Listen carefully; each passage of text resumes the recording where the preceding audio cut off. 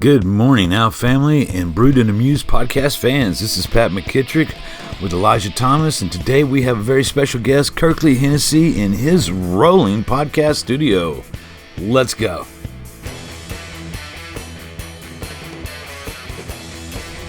When you wake up after I take one, you're just ready. Yeah.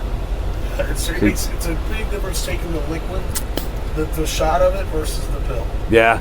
Well, I mean, I realize that. What's the word I'm looking for? Well, yeah, just the difference whether you're taking a pill. First of all, your body is only going to consume probably about 20 or some odd percent, low percent of the mass, the pill, because it's mostly rock. Really? Well, I mean, you think about it. That thing is pressurized, Right. a pill. Yeah. Yeah, I mean, it's pretty close to a diamond. Yeah, going in there. Your body's not going to consume that. The largest portion of anything discovered at the bottom of what's a home? A septic tanks. Plumbers? Ask any plumber. What do you find at the bottom of a septic tank? Undigested pills. No shit. Literally no shit. I wanted to tell you guys that I just thought about. If you guys are doing a show and you want to, tell your friends or whatever, or somehow put it on your socials, you can have call-ins. Yeah, You can have a call-in live on the show. Okay. Yeah. Just thought I'd throw that out there. If it ever got to a point to where an audience wanted to come to you guys as you're doing a show, we could have this going on inside on TVs, broadcast here. We have all that technology. We don't need anything from them. That would be fun. Yeah, because just like we did with the hacky sack. There's a full. So I used to DJ for Star 94, and I was on their street team and stuff. Mm-hmm. So all that interactive, I kind of commingled that with this. So that's nice. Yeah, you got lots of experiences so that come to a lot of just abilities that I was thinking of just now. I'm like, wait, they need to know this. So yes, nice. We do. Thank you. Cornhole. Weren't we broadcasting on their screens one of our times up here? We can streamcast something like that. The scoreboards is what we were putting up there. Yeah. So to confirm from previous experiences up here with other broadcasting things. Yeah. Nice. But no, we weren't talking about nootropics. I was still kind of on my little tangent since you weren't here to supervise. What are your thoughts on nootropics? Well, I don't know where did that come from. And so he texted me, he said, let's talk about nootropics. And I really don't know anything about where that came from. I since then have researched nootropics. All right. He had said, do you know anything about nootropics? I said, well, I don't know. We asked your girlfriend. My girlfriend deals with pharmaceutical stuff. And I asked her, and she didn't know. I never heard of it. So I guess my question is, where did nootropics come from? Coming to Patrick's awareness or interest? Mm-hmm. Here to hit that like and subscribe button. Share us with your friends. Okay, so it came from a brand awareness, point of sale type of thing. You saw the brand nootropics? No, I heard the word from nootropics from a Joe Rogan's podcast. Awareness of an ultimate product or something like that. Actually got the concept from that movie Limitless. Was then also a subsequent. Is a term that covers this whole. This whole spectrum. Mostly it's in the supplemental field. So again, you're going back to bear butt and lion mane and whatever the freak, crap ingredients there are. Now there's all these scientific labs, blah blah blah blah blah. They're all putting them out there. And then the pharmaceutical level or grade that is referred to as being like, okay, what's the pharmaceutical alternative? Well, weird. It's the Adderall and the other ADDH stuff. Ritalin, yeah. So really, it's speed to a large degree. Yes. And then, so what's it going to be in the form of caffeine or whatever, references that there are. But there is more and more popularity. There's more and more money going into it now that you're actually getting scientific or actual medical provision and basis and exploration in it.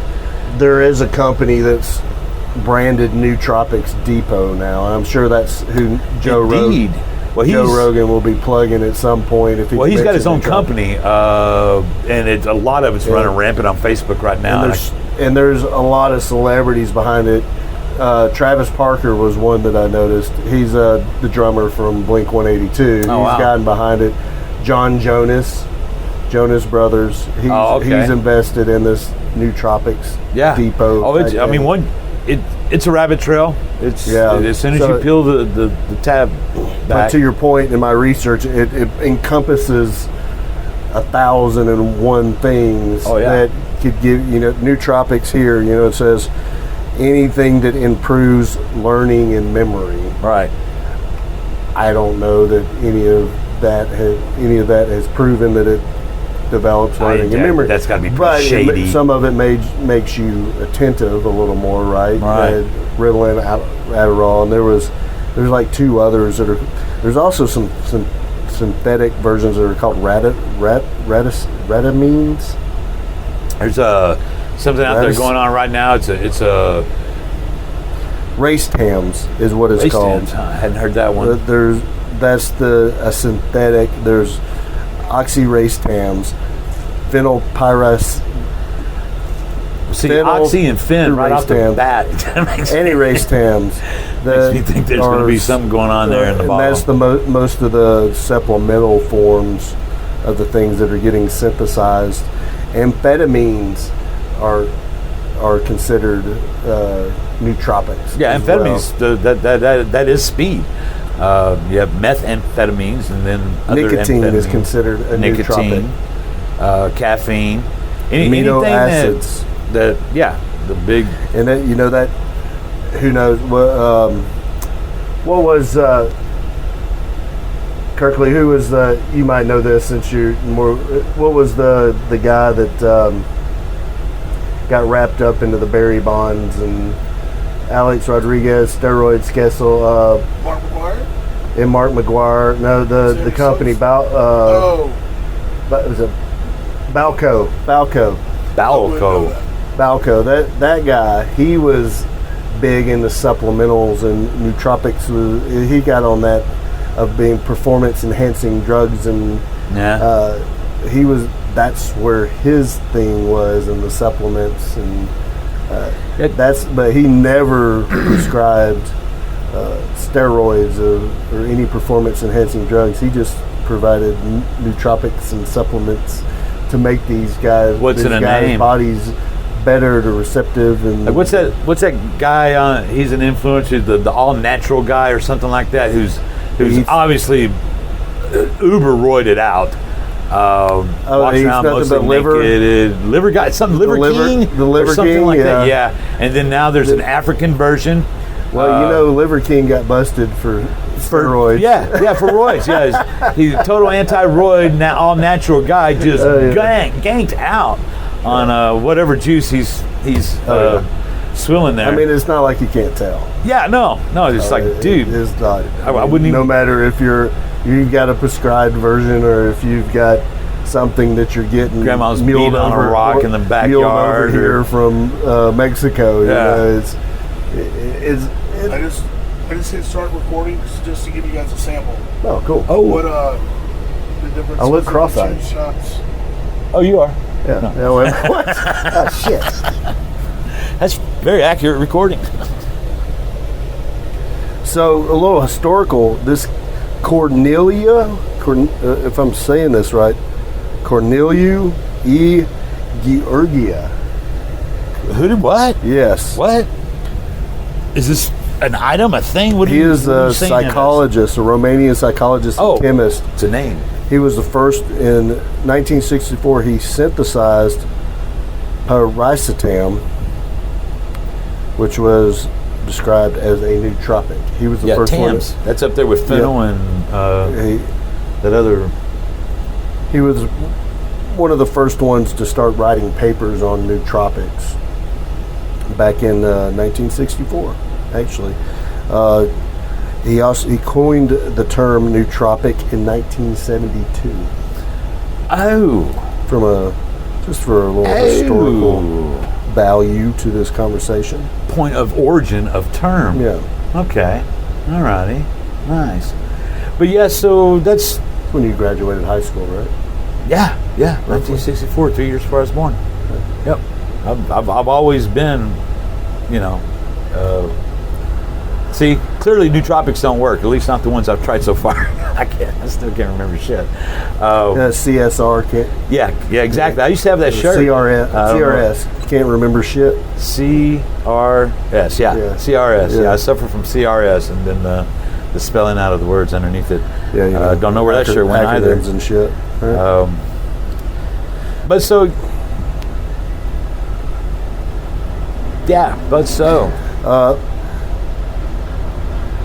Memantine and Provigil are the other ADHD and dementia medicinal prescriptions.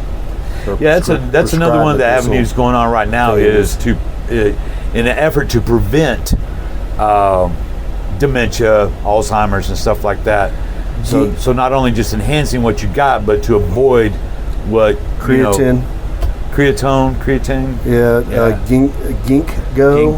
biloba, all that stuff. L-theanine, omega-3, Panax, ginseng, and so these are those enhancement vitamins that are not regulated by the FDA. That you can go to like actual vitamins, because I believe in like actual. I believe in nutrition and mineral and stuff like that. But I know there's a lot of snake oil out there also. It's hard to discern. Is that what that is? Essentially, you can go that's the body of the term nootropic. Any one specific. Hello, yes, it is. Wow. Definitely for people like Patrick that need to. Yeah, I need something to make my voice even louder. Yeah, it'd be failed to mention also. People say that all the time. You need to talk to your doctor. Tell your doctor about the substances that you're using. Use caution if you have health conditions, and follow manufacturer's directions. By the way, we should probably put that disclaimer in there. Yeah, I should put that on the podcast description. And doctor before you in instance of Adderall and Ritalin, you can have sleep disturbances, headaches, irritability, and changes in appetite. Fortunately, there's just no cheap way to do it. No, not really. That's how they get you. I mean, it's I stopped the recording. I just wanted to record for you guys. Sure. Yeah. Young and dumb, full of cum, right? So everything's working like it's supposed to, and then when you get past halftime, you get all downhill from there. Yeah, you get past halftime, then you start thinking about it, Unless right? you're the Bulldogs. Yeah, unless you're the Bulldogs. then you start thinking about the game. Right. But then it gets into your brain. Shit. Maybe I need to take care of myself. I need to find some brakes here. Yeah. That downhill's kind of fast. I don't know about the brakes, but in my instance, but you gotta grab it. Yeah. I'm fine with what I'm doing. What are you drinking? Snow Ghost. Yeah. Snow Ghost? Yeah. Okay. Thanks, man. See that? Tell them another for Elijah. She'll probably pick up on that. Morgan? She might. There you go. You got it. Cool. What do you think? About this in general. This is freaking phenomenal, dude. I've had like a carousel of ideas go through my head since we've been in here. About this or about this in general? Well, that never stops. That never stops, man. Yep, all day long, man. I'm a Simpson episode without commercial breaks. This is phenomenal, man. I would love to understand a win-win cooperation with him. I'm glad that we got the opportunity to meet with him. If there's things that you think would be beneficial to try with him, and we can cooperate with him on, I'm all for it. Me likey. Please feel free to hit the like and the subscribe button. Stay tuned for more antics and whatever we come up with. And all that equipment set up, already in place, already happening. That's nice. What do you think? I think it's great. Yeah? What are you thinking? I mean, it's all a cost, right? At this point, getting towards the end of the year. Yeah. I know he's saying he wants to do some collaborative things. Yeah, is collaborative client provider or collaborative effort. Have to define collaborative a little bit. Yeah. But it is freaking nice. So is there going to be some sort of are you just not finding any solution with new hires right now? Is it just empty barrel out there? It's hard to figure out where to tap the market. You use your conventional ways that they tell you, whether it be LinkedIn, Indeed, Facebook, Career Builder, whatever it may be. All those. And it's just noise, and it's hard to attract people no matter how much money you throw at them. All right. So there's a lot of things at play, obviously, but the biggest thing is what customers are willing to pay versus what employees expect, and what customers are willing to pay in this industry supports somewhere between 15 and 20 bucks an hour.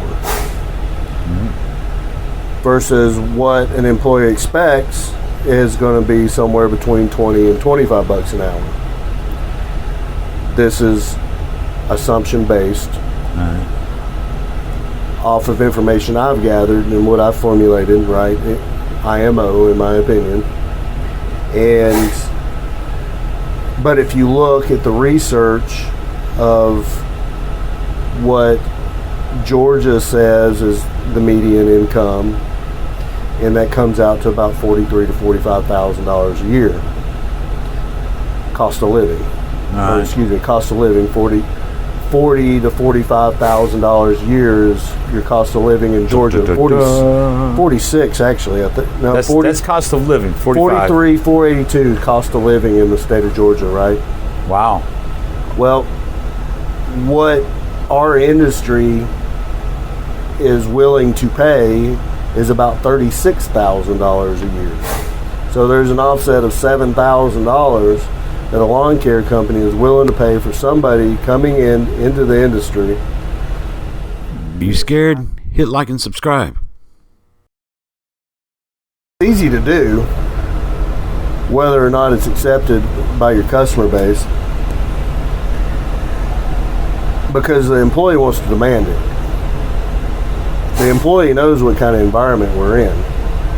They know that they can demand that kind of pay, because we're not. If we've got a good employee that's going to show up time, it's a warm body, essentially, that's going to show up day to day, and that's $50,000, give or take. And a customer is willing to pay to support $36,000. So in that instance, we've got a $14,000 a year gap. Yeah. Versus what a customer's willing to pay to what an employee's wanting to accept. Now, your bigger companies in our industry that might be offered, I'll use Northwest or True Green, that are not direct competitors, but they to each other, but they are direct competitors to us because we offer both pest and both pest and lawn. They're offering benefits, 401ks, health insurance, life insurance, and all these other things that go along with a typical compensation package. $1 billion a year company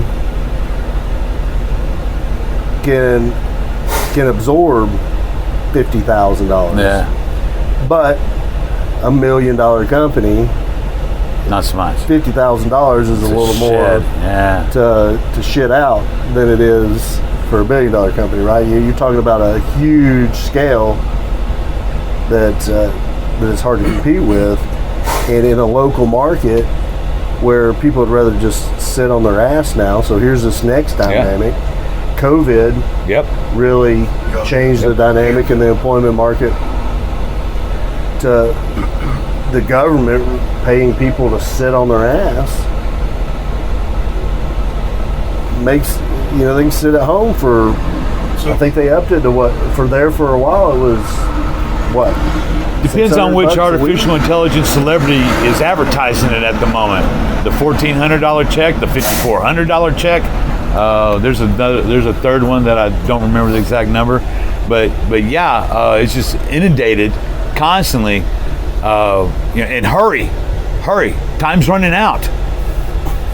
For like 3 years. Hurry, time's running out. Hurry up and get this. And now I just saw one black guy, Terry Knowles, Terry Crews.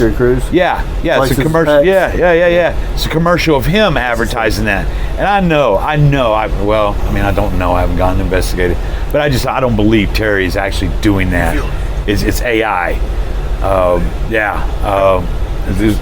It's like there's a guy out there. Total segue, and I'll just cut it off now. If somebody's using Arnold Schwarzenegger to play every single movie role ever, and they make videos of it. I saw some of that. Yeah, it's some of it's kind of like creepy close. Yeah. But so, what? Just an unanswered problem right now? Well, but that's just one facet. Yeah. That's a problem that a company can solve if they're willing. That's where the inflation comes in. Well, that's the next factor. Next one, yeah. So, because that affects everybody. Days wages for a loaf of bread. But the employee has to adjust to his cost of living, right? And then we've had products go up 300%. Just your basic things when a supply chain problem happens. Mm-hmm. A nitrogen being one goes up 300%. And and that wasn't a small ticket item to begin with.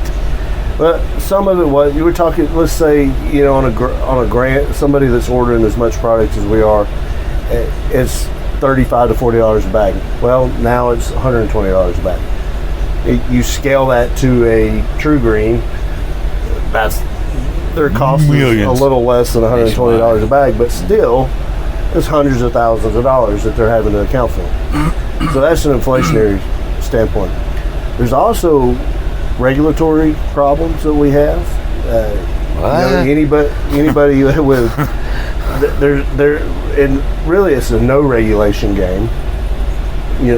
Joe, Dick, Juan, chucking a truck is kind of the industry term. They can get out there and drive the prices down, which makes it hard for us to drive our prices up to compensate for that $14,000 gap between what we can ask for and what we can pay out. And then there's a legislative standpoint. So it gets that deep. Our insurance, right? Georgia's, I think, number 3 in the country as far as insurance rates. Like is expensive to insure a vehicle. Oh yeah. And to keep costs down, they pull in the qualifications to be able to insure somebody. So us being in our 40s, they don't mind insuring us if we don't have any problems on our record. But in our industry, when you're out in the heat, you're carrying equipment every day, you're getting beat up. This is kind of a young man's game, right? Oh yeah. Well, they won't insure anybody until 24, 25 years old. So that's cutting out your available pool. We really need somebody that's coming out of high school to ride these mowers, to weed eat, whatever it may be, and also willing to work at the affordable rate. Willing to work at that $36,000 coming out of high school. But no, you've got to get somebody 25 plus that's got experience that's going to start demanding that cost of living, that high cost of living in the state of Georgia. And that's a legislative thing. So all these conditions come together to create a unicorn for you to even be able to look for. Insurance companies are pulling out of Georgia because of because Georgia is letting we need to lobby it. There's a lot of lawyers that are still legislators in the state of Georgia that are ambulance chasing lawyers that are still in these positions in the Georgia legislation. So they don't want to affect their pay. No. Why would they? So But the insurance companies are pulling out, and they're only leaving so many opportunities to get these under 25 people insured, and Progressive being one of them.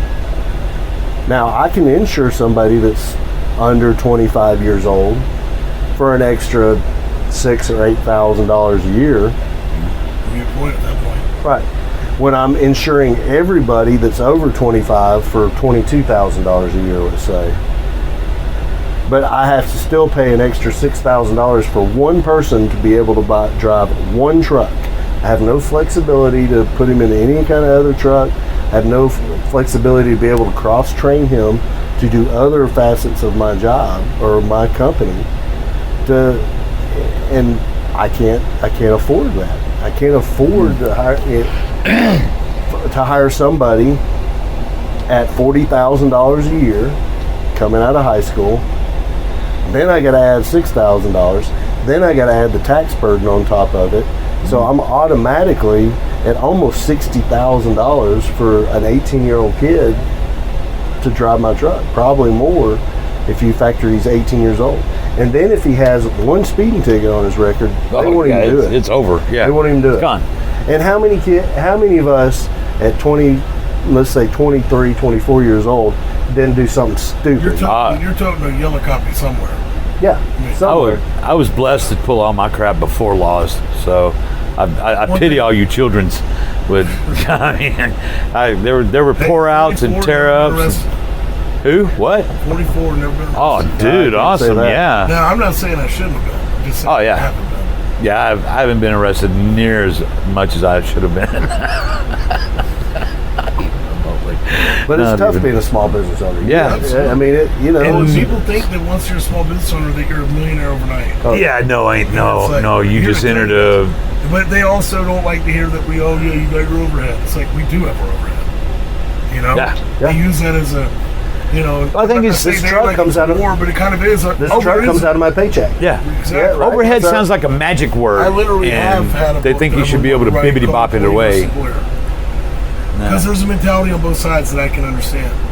But there's a mentality that you almost need to be a business owner to really understand what it's like to constantly, you're constantly be cutting checks. Yeah.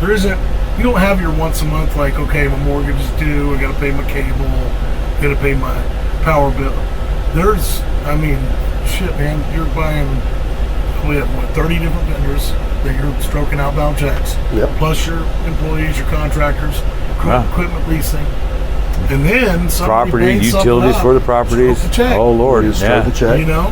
And to keep insurance affordable, you self-insure up to a couple grand at least, usually, right? I mean, there's so many different things that go on for this. And then anything you do for yourself, from a company standpoint, you got to do for your employee. Mm-hmm. Yeah. Right. So if I have a SEP or 401k, I've got to do it for my employee. If I do health insurance through my company, I've got to do it for my employee. There's things that you get alleviated not having less than 15 employees. You don't have to worry about FMLA or ADA, those kind of type of things that'll get lawyers on your back for being discriminatory, let's say. And there's applicants that do that. Like talking about the places, the gym, the Vader, there's applicants that'll look for HR issues to get you into that situation. That's a fact. I don't know if you know, like people that'll apply, and they're just scratching and sniffing on the HR routine. See how you. It's a real thing. Ah, man. They usually do it with bigger companies. But they will. Like big.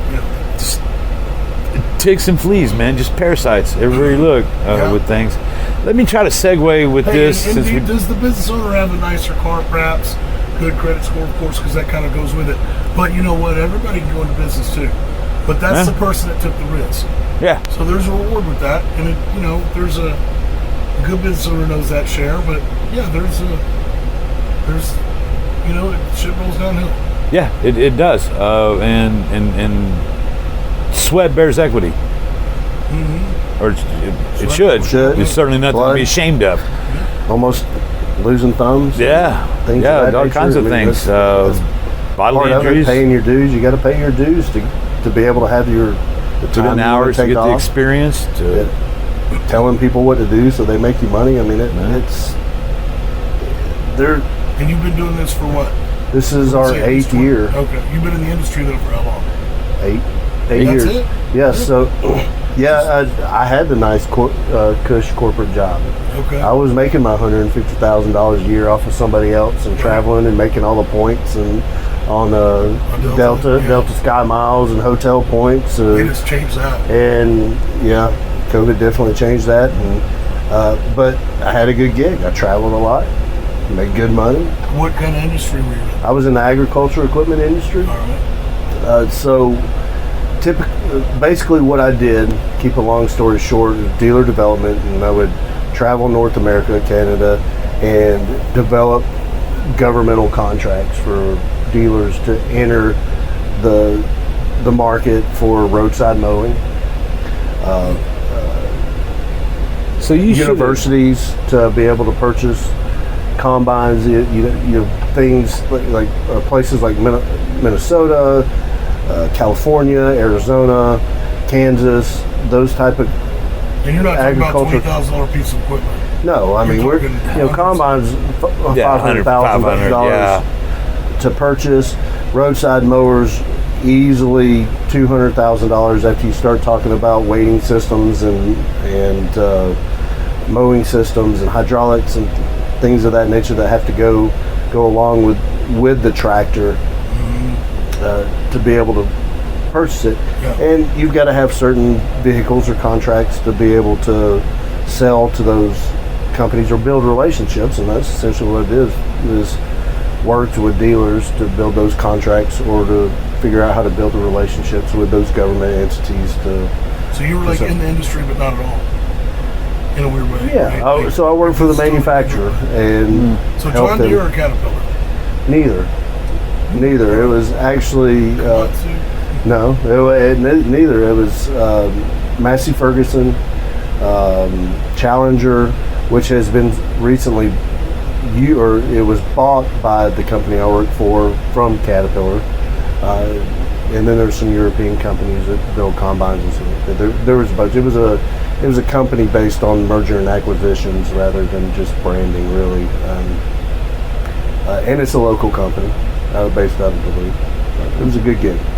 And then I got laid off 18 months into it, and here we are in the small business world, which is, as you know, it's a different headache. Yeah, different. It's more. I think if I could describe it anyway, the corporate world is more of in the back of the brain. You've always got something in the back of your brain. You got to think about somebody's always got their finger on your paycheck.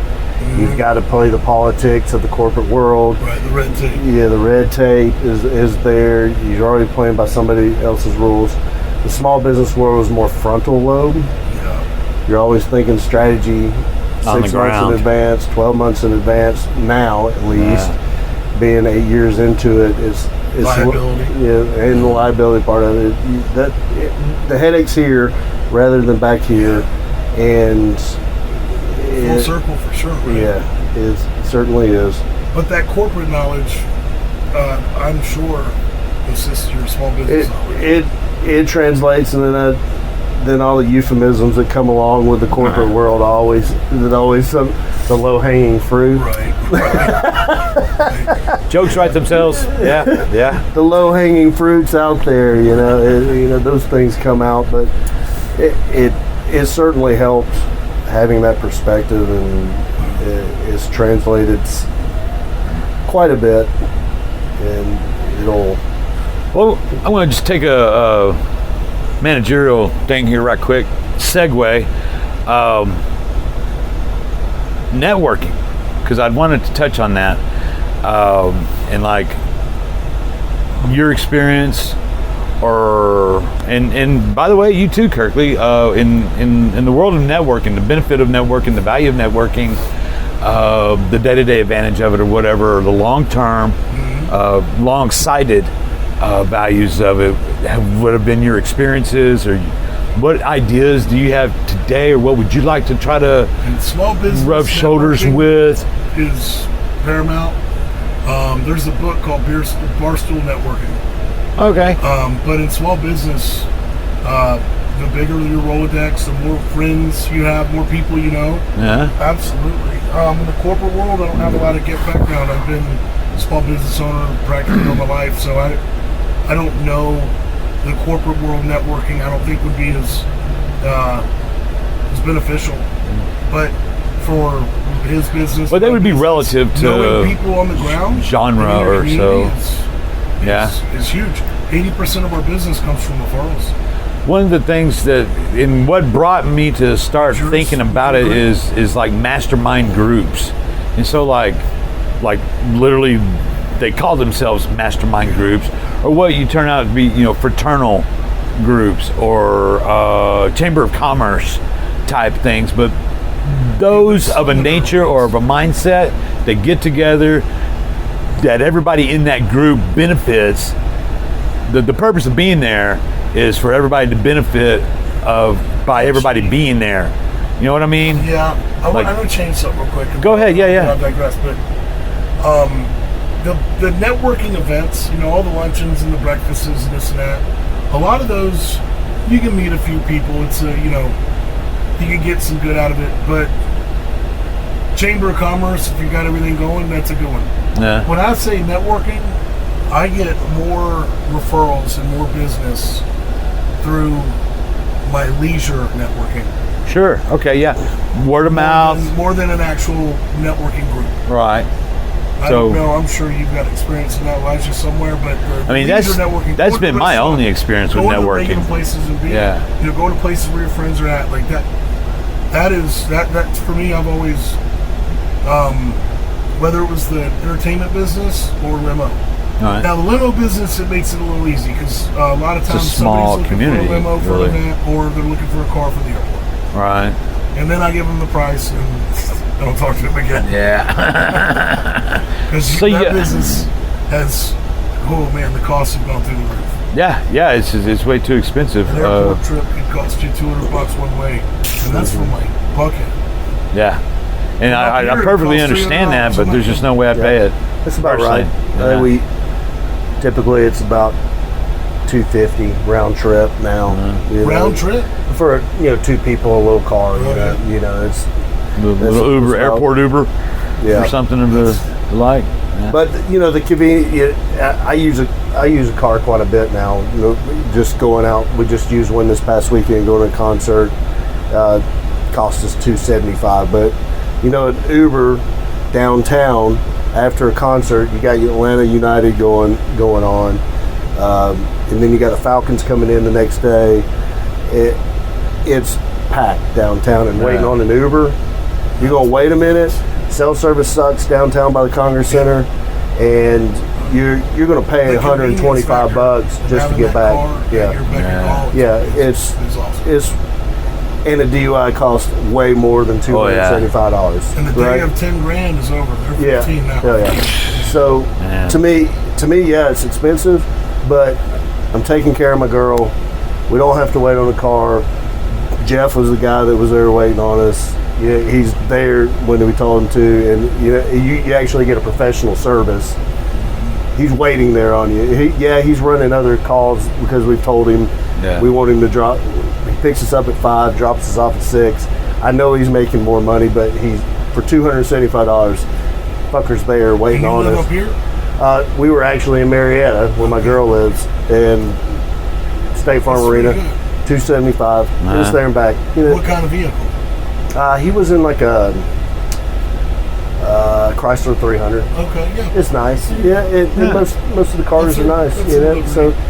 And he's taking care of her shit. We can leave her shit in the car. He's taking her water. We've got some beers.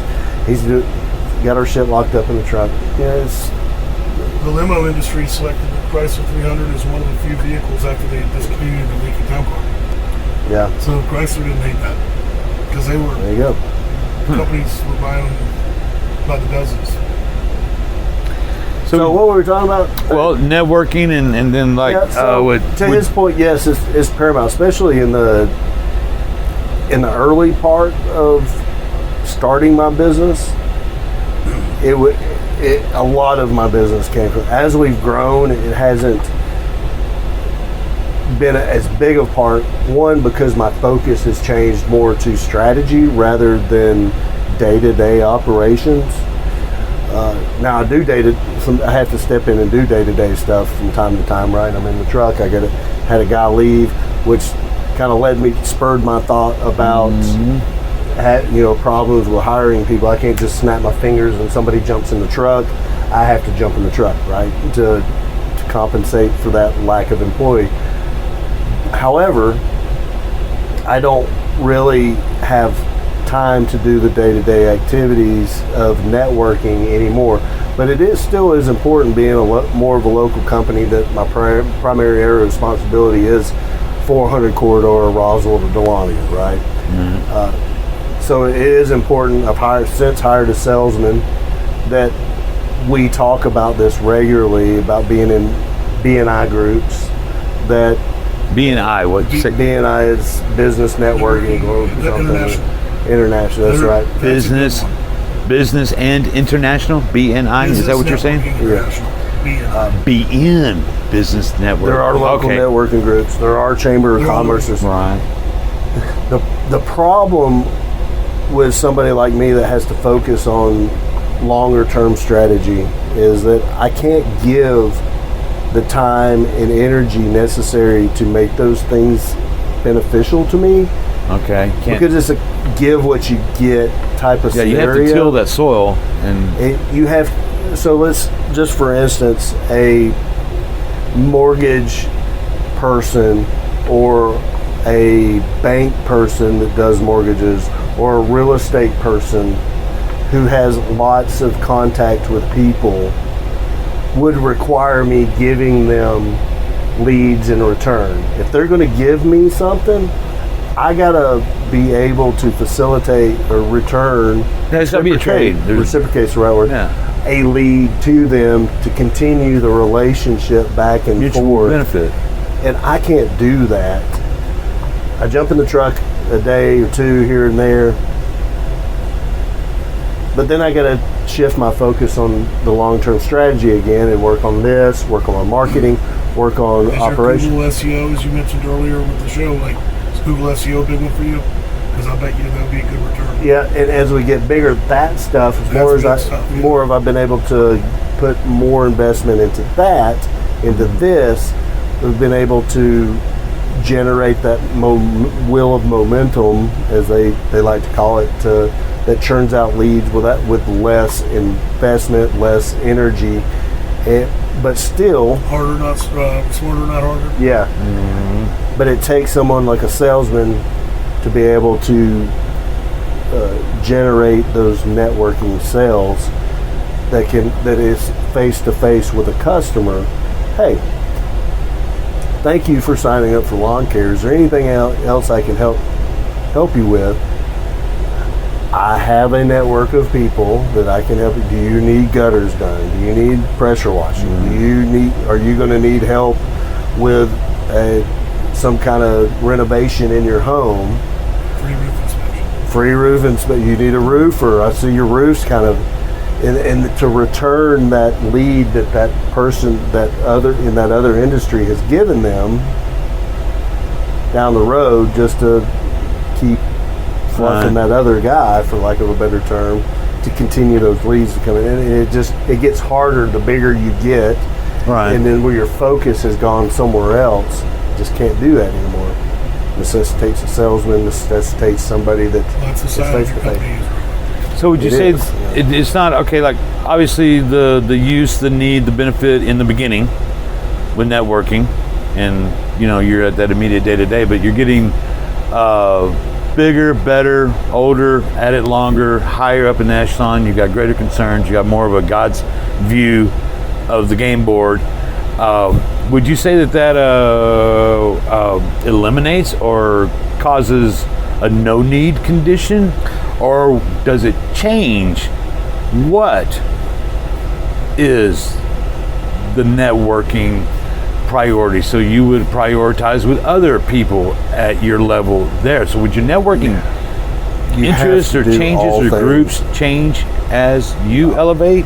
It doesn't matter how big you are or how small you are. You have to do all the things.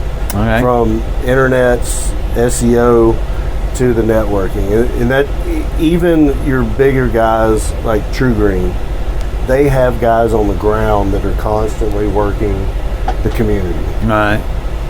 and constantly getting into these networking groups, and constantly getting in to organizations or groups that they can build their own So they're still personal. leaving that somewhat down in a troop level. Yes, you got to Yeah. have somebody that is a Okay. individual contributor. To coin a term that my girl uses, she's a little higher up on the totem pole in a bigger company. She calls these individual contributors. You need individual contributors, and then you need people that are on an executive level that are able to critically manage your bigger clientele as well. No. Like if you mentioned that our friend that has a company that was one of their bigger clients, Bank of America. Your individual contributors are not handling Bank of America, right? Yeah, Warren Buffett doesn't talk to little Mary drive-through window handler. If you have a handler. bigger client, your salesman that is knocking on doors is not handling your bigger client. You're making the phone call Right. to that client, right? Yeah. Carte blanche. So you need an all-around approach, and they expect him to call. Yeah. Right. If he's paying you $100,000 a year, you don't want the guy that's knocking on your door. No. Well, see, like, Yeah, all right, so here's you an need an example. all-around That's, approach. well, it's also too when you don't. It's a good way to open up for your competitor to take them from you. Yep. That's Oh, a fair So when you statement. Yeah. keep them in the palm of your hand, you're doing a lot for Yeah, yourself. relationships. You maintain those Yep. those That's what it those all is. People buy relationships, from people they and so like. they That's essentially grow. what it's They'll so- grow with so- you as you go along. Well, and the two key components too that I definitely want to convey here, that I know you guys know, but I just want to make sure it's conveyed. People buy from people they like and people they trust. Right. Yep. Sure. And they'll even spend more money if they like you enough. And now, if you're going to charge me $100 and I can get it for 40, and I like and trust you, but 40 to 100 might not, but I can get it for 40 and you're charging me 70, just to give you like a swing, like Yeah, sure. because I really like and trust you. Oh, yeah. I will spend that extra $30 with that person. Oh, Like, definitely. on a scale Definitely. of 0 to 10. You know what I mean? Within a range, which if you're so Yeah, your money follows your heart. it is the relationships. Yeah, period. big time. It's all that. When I worked at a country club for 2 years, private country club, and I, observe, I watch, I see these people interact and stuff like that, and That's probably a fun place to people at. it's exceptionally, yeah, it's something. But they networked, and over time, being there and seeing this isolated viewfinder of these peoples, and even these many peoples, but you start seeing them pool and select and collect over time. These were always with each other, or these would sometimes interact with that one, but not whenever that one was there, or something like that. There's just the different little cliques that are in there, but they were networking. And at that level, at that height, because these are industry titans, these some big people in there. And so and that was, 20 years ago. A while. Yeah, 20 odd years ago. Showing your age. Yeah, but so then, and then all the fodder about networking period, you can hear at all, and what I've observed in other situations, like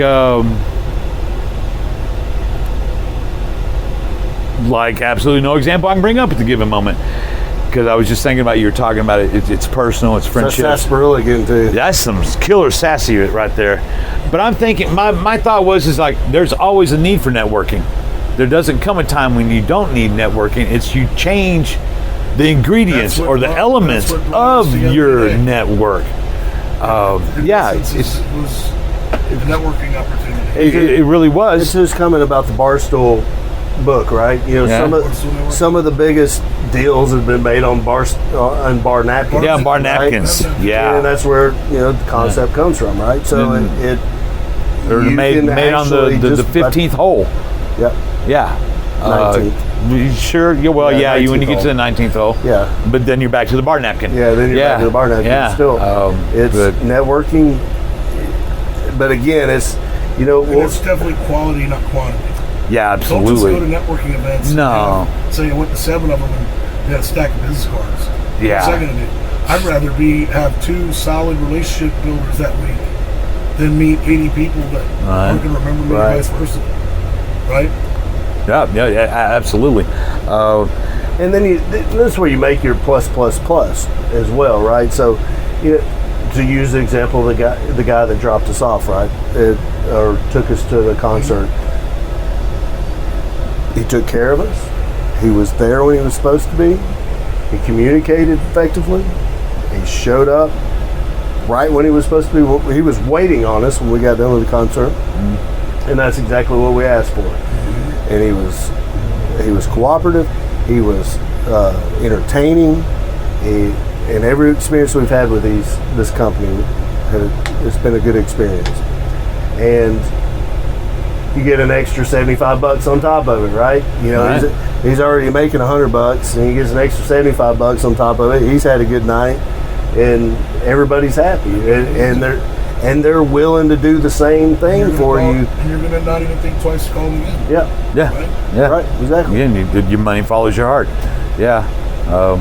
Cool. Yeah, no, I had just recently more than ever, because I've always been interested in networking. I mean, since the sun was created, we've had networking and its benefits. It's just particularly come to my observation and curiosity to sort of examine, and then manner or mode versus this way or that way, or how you would go about networking and stuff like that. And so I was looking for some input from others. As like you pointed out, right now we are in the very action of having networked. Because how was you reaching out? And because Jason had bothered to speak. And in small business, man, we got to answer the phone, right? Yeah, that's true too. Yeah, and I met him because he's friends with my boss, and now we're all friendly. And I would say it takes a special individual to network, right? So I would say I'm a adequate networker. I don't engage with people unless I really want to. Right. Same. Oh, the first night we met. I just don't go out. Usually when I go to a bar, I just sit there by myself. I don't want to talk to fucking people. Right, just chill. I just want to chill. I don't really want to talk about business. That's why I want to hire people that will go out there and fucking talk to you. Y'all go talk, exactly. Right, and I will network. I will talk to you, and we'll have a conversation. We'll probably get along great from here on out. And I just don't want to go out and just chit chat with anybody. Yeah, for the purpose. Some fucking people will get out there and they will wear it out. Yeah. And they're great at it. If I'm on an Adderall.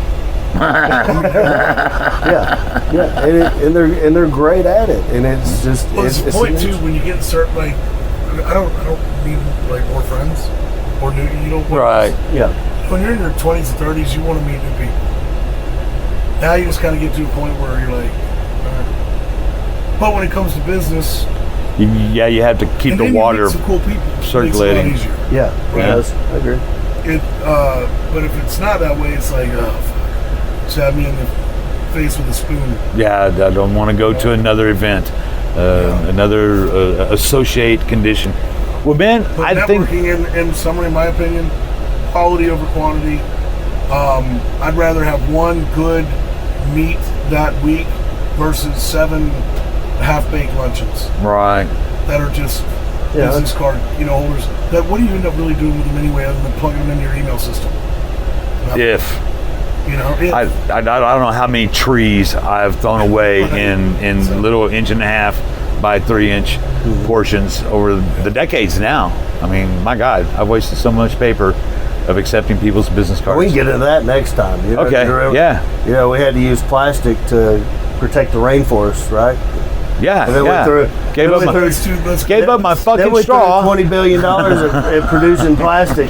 Now we're ruining the oceans by putting plastic in it, right? And Hamas is attacking countries with ceiling fans. Sea turtles with Where the straws fuck in their are we in noses this and planet? shit. Yeah, we can talk about that next time. All over. And then another $20 billion for windmills, and then $20 billion towards the ducks that we're killing with windmills.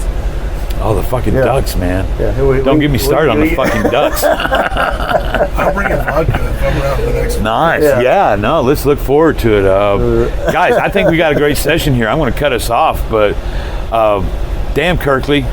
Damn, Kirkley. Glad hanging out with y'all. Thank you. Yeah, Yeah, right thank back you. at, man. I'm looking to, I'd like to see some more. Let's do it next one. Yeah. Beer, pub crawl. Something. Yeah. Whatever we can come up with to do it. Thanks for letting me hang out. But upwards appreciate your and forwards. Yeah. Going to hit that magic button. What's the because name of my your fingers company again? Studio on the spot. Studio on the Yeah, spot. Studio on the spot with Kirkley Spotify Hennessy and all the things. and the Multimedia sweet studio. little boogie wagon he's got here with all the trims That's and the gonna be the jingles. hashtag Man, hashtag boogie wagon. Yes, sir. Beautiful. And catch him on Spotify. What is Kirkley Hennessy show, right? Yeah, I got a podcast. Yeah, you do. Road trip You video. certainly do. Yeah, and it is a great sounding podcast. Who's the young lady that is with you? Is that family? Jill. Is that family? Is that wife, No, daughter? just, Somebody she's that's in working with radio you? and with me. Okay. We didn't radio at the same time, our same station, but we're also now neighbors. Oh, cool. It was like 9 doors down. Helpful. Makes it easier to do shows. Be careful. of that. Yeah, he knows. I mean, Really good friend. Okay. word good. on the All street right, is yeah, that okay, you be I got careful with that kind of stuff. got you. Yeah. I've been, Yeah, but otherwise, you're right. Yeah, be careful with the 5 doors down. I've been down that road. Yeah. It's convenient for a minute. Yeah. If it's Oh yeah. Oh, yeah. Laundry's done in the laundromat for a reason. But we're out here, man, and Kirk, just super thanks.